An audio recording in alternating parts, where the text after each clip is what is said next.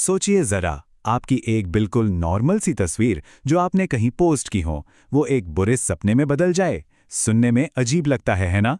पर यह कोई कल्पना नहीं है।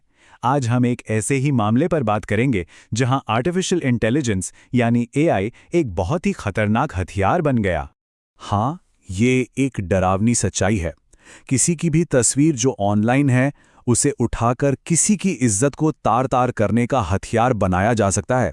और सबसे डरावनी बात यह है कि यह सब बस कुछ ही क्लिक्स में हो जाता है।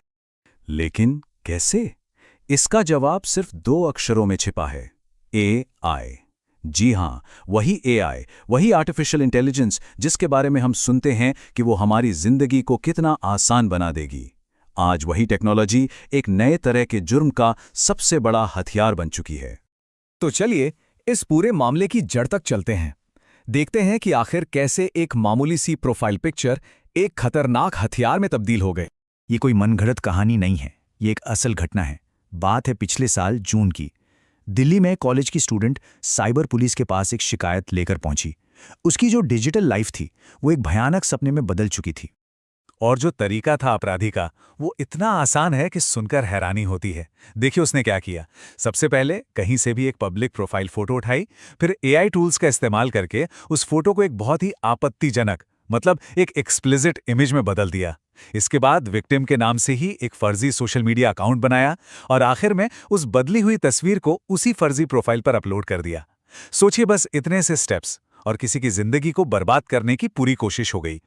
लेकिन बात यहीं खत्म नहीं हुई। ये सिर्फ एक तस्वीर अपलोड करने का मामला नहीं था। नहीं, ये तो एक सोची समझी साजिश थी। एक लगातार चलने वाला हरासमेंट का पूरा कैंपेन था। पुलिस ने इस बारे में जो बताया वो और भी ज्यादा परेशान करने वाला है। उनके मुताबिक ये कोई एक बार का काम नहीं था।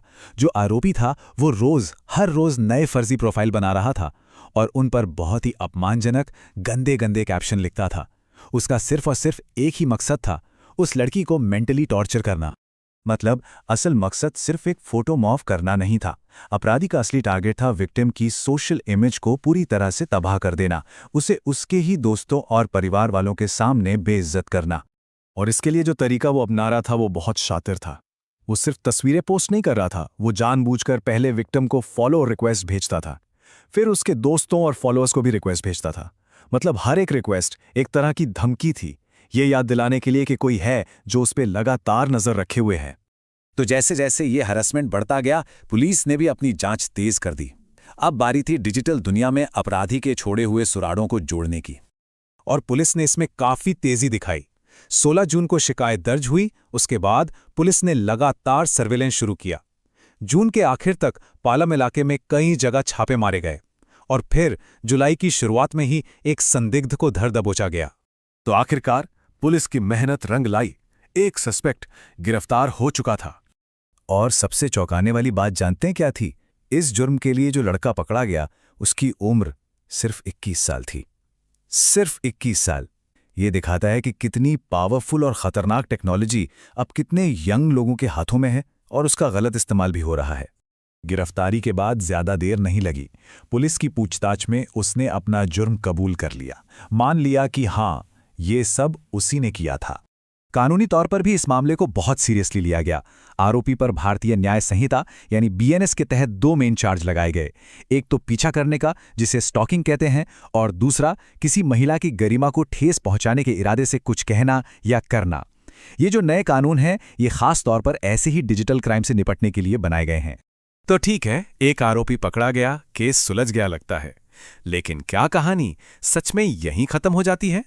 नहीं, क्योंकि पुलिस की जांच अभी भी चल रही है। अब पुलिस उस लड़के का फोन खंगाल रही है, फोरेंसिक जांच के लिए भेजा गया है, ये पता लगाने के लिए कि क्या उसने किसी और को भी अपना निशाना बनाया था। क्या ये सिर्फ एक अकेला केस था या इसके शिकार और भी लोग हुए हैं?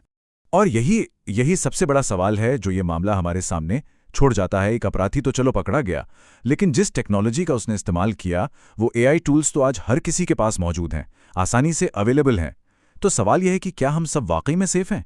ये एक ऐसा सवाल है जिसका जवाब हम सबको मिलकर सोचना होगा, क्योंकि अगला टारगेट कोई भी हो सकता है।